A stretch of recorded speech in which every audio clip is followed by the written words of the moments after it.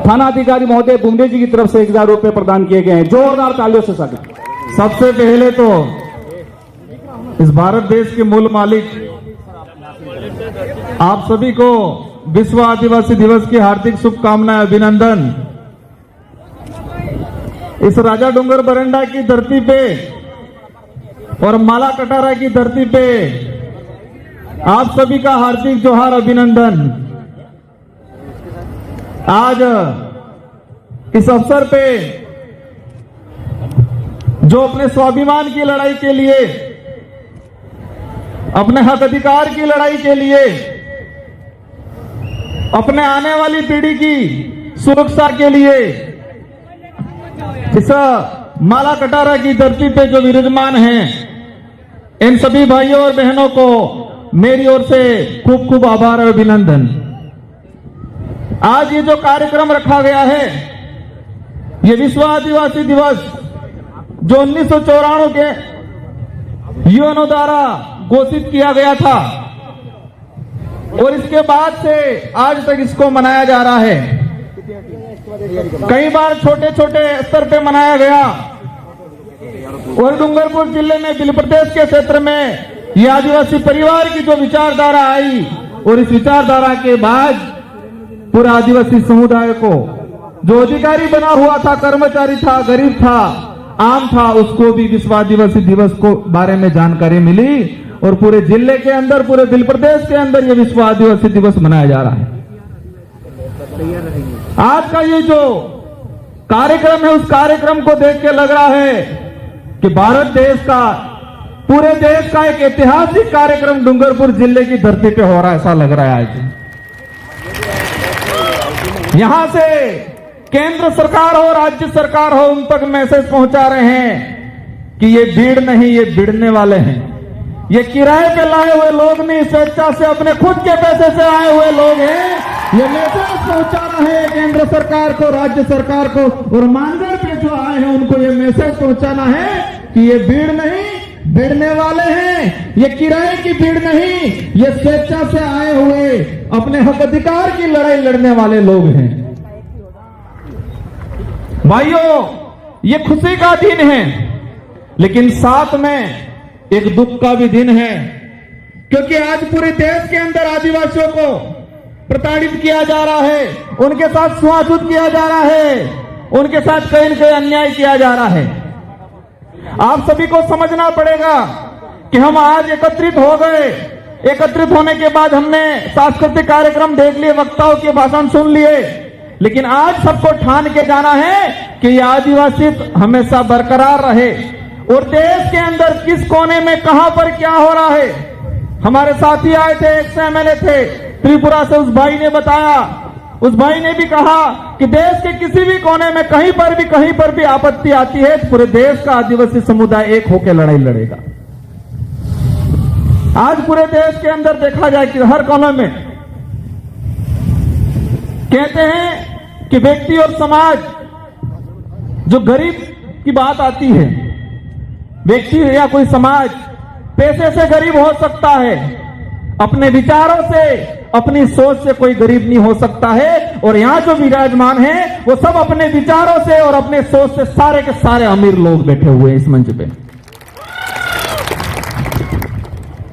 इस कार्यक्रम के माध्यम से हमारे पूरे उदयपुर संभाग में, पूरे बुल प्रदेश में हमें मैसेज पहुंचाना है कि ये जो हमारी जो लड़ाई है, ये लड़ाई हमारे अस्तित्व को बचाने के लिए है। जो हमारा दबा कुचला जो इतिहास था, उस इतिहास को वापस उजागर करने की लड़ाई है। ये लड़ाई हमारे जो संस्कृति है, जो विलुप्त होती जा रही है, जो दूसरे लोगों के द्वारा हमारी संस्कृति पे जो अतिक्रमण किया जा रहा है। हम देखते जा रहे हैं हमारे पूर्वजों की जो विवाह पद्धति थी, हर किसी पद्धति पे हमारी जो परंपरा संस्कृति थी, उस पर कलंक चढ़ाने का कुछ लोगों के द्वारा काम किया जा रहा है। इस कार्यक्रम में अधिकतर युवा साथी हैं। इन युवा साथियों से आह्वान करना चाहूंगा कि आप देश का इतिहास उठा के देख लो।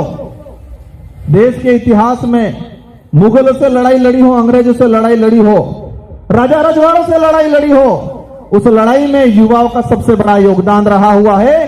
तो आज आजाद देश के अंदर भी हमारे अस्तित्व की लड़ाई, संविधान बचाने की लड़ाई आप लोगों को ही लड़नी है। इसलिए ठान लेना है कि हमें मजबूत रहना है, हमें बहकाव में नहीं आना है, हमें फ्री की योजनाओं पे ज्यादा ध्यान नहीं देना है, हमें हमारे हक अधिकार की बात। आप सबको पता होगा देश में क्या चल रहा है। देश के अंदर यूसीसी कानून लाया जा रहा है, देश के अंदर डिलिस्टिंग की बात की जा रही है। भारत देश के अंदर वर्तमान में वन सुरक्षा अधिनियम 2023 लाया गया और हमारे जो कमेटी बैठे हैं उन कमेटियों के लिए कहना चाहूंगा कि राजस्थान की सरकार एक विधेयक लाई, मृत सम्मान शरीर विधेयक। सुनने में बहुत बढ़िया लगता है और कहते हैं ये लोग कि गहलोत जी की सरकार जैसी मरी जाए ने भी सम्मान आलवानो कानून आणियो एम कहीं और हमारे भोली भाली बापड़ी जनता इन्हें बहकाम आ जाए। मृत सम्मान शरीर विधेयक, मैं उस सदन में उपस्थित था, हमने विरोध किया और उस विधेयक में यह है और इस विधेयक के कारण हमारे आदिवासी समाज की न्याय व्यवस्था खत्म करने का कानून लाया गया है। ये कमेटियों को समझने की जरूरत है और राजस्थान की सरकार ने हमारे आदिवासी समाज के अंदर जो पालवी कमेटी है उस पालवी व्यवस्था को, आदिवासी समाज की न्याय व्यवस्था को खत्म करने का काम किया है। आपके लिए चैलेंज का काम है, सरकार ने आपको चैलेंज किया है, हमको समझने की जरूरत है और सरकार को बताना है क्या कोई भी विधेयक आता है जनहित के लिए प्रचारित करना चाहिए, जनता से राय मांगनी चाहिए। आदिवासी समाज में ऐसे कई बड़े कांड होते हैं जहां एसपी और कलेक्टर की नहीं चलती, वह हमारे पालों के कमेटियों की चलती है, लेकिन इस सरकार ने कमजोर करने का काम किया। कहीं भी बहुत सारे हादसे हो जाते हैं और डूंगरपुर का पूरे इलाके का इतिहास निकाल के देख लो, किसी भी हादसे में जो पुलिस से नहीं सुलझता वो हमारे पालों की कमेटियों से, हमारे पालों के मुखियाओं से, हमारे आदिवासी समाज की न्याय व्यवस्था से वो कादिरा सुलझता है। लेकिन राजस्थान की गहलोत सरकार ने मृत सम्मान शरीर विधेयक पारित करके हमारी आदिवासी समाज की न्याय व्यवस्था को खत्म किया है। साथियों, कार्यक्रम बहुत सारे हैं, आप सभी से अनुरोध करना चाहूंगा शांतिपूर्वक तरीके से बैठना है। बहुत सारे कल्चर कार्यक्रम हैं, असम से हमारी टीम आई हुई है, कई वक्ता और बोलना बाकी है।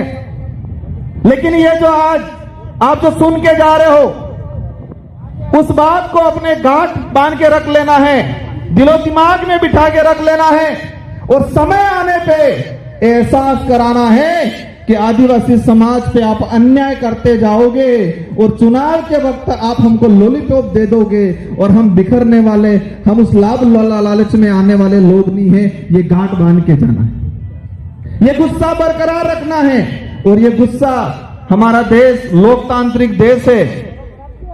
इस लोकतांत्रिक देश में जनता का राज हुआ करता है, लेकिन इस लोकतांत्रिक देश में, लोकतांत्रिक जो देश है उस देश में कुछ लोग राजा बनने की कोशिश कर रहे हैं। उनको एहसास कराना है कि लोकतंत्र की चाबी जनता के हाथ में है और समय आने पे उस चाबी को ऐसे लगाओ कि उनका ताला हमेशा के लिए जंग खा जाए और उनको पता चले कि नहीं, ये राजतंत्र नहीं, ये लोकतंत्र है। ये एहसास कराने की जरूरत है। भाइयों तथा बहनों, ये उनका वर्ड है।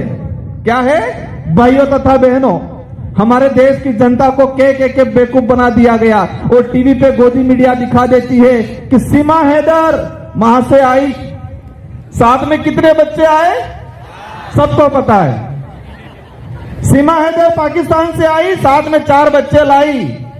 लेकिन इस गोदी मीडिया ने यूसीसी जो बिल है उससे आदिवासी समाज पे क्या असर पड़ेगा, एट्रोसिटी एक्ट पे क्या असर पड़ेगा, हमारा जो जमीन का अधिकार है उस पे क्या असर पड़ेगा, इस गोदी मीडिया ने दिखाया।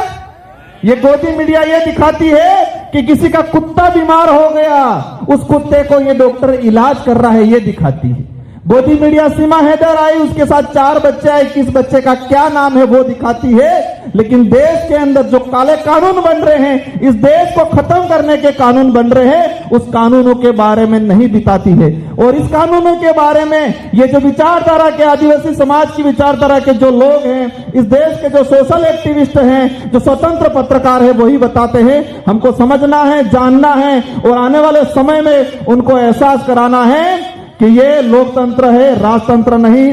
अंत में एक बात और कहना चाहूंगा, समय हो गया है, संचालक महोदय जी का इशारा आ गया है। ये जो विश्व आदिवासी दिवस मनाया जा रहा है, इस विश्व आदिवासी दिवस की थीम है, ये जो आज जो मना रहे हैं उसकी एक थीम है, यूएनओ ने सेलेक्ट किया है, गाइडलाइन जो बनाई है कि आदिवासी समाज आत्मनिर्णय लेना सीखे, आत्मनिर्भर बने। और ये पूरे देश के अंदर हम एहसास करा रहे हैं कि यहां पर जो आए हैं वो आत्मनिर्णय लेके आए हैं, आत्मनिर्भर होके आए हैं। और मानगढ़ जो गए हैं वो परजीवी गए हैं, दूसरे के इशारे पे चलने वाले लोग गए हैं। और समय आने पे उनको भी एहसास होगा।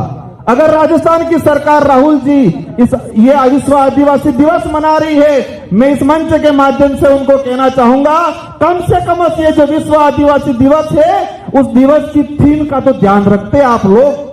इस दिवस की थीम क्या है, इस दिवस का उद्देश्य क्या है, अगर ये आपको पता होता तो राजनीतिक फायदा लेने के लिए वहां आदिवासियों को इकट्ठा करने का काम नहीं करते, उनको परजीवी नहीं बनाते। इन्हीं शब्दों के साथ आप सबको जय जोहार, जय आदिवासी, जय भील प्रदेश। बहुत बहुत धन्यवाद। एक तीर एक कमान।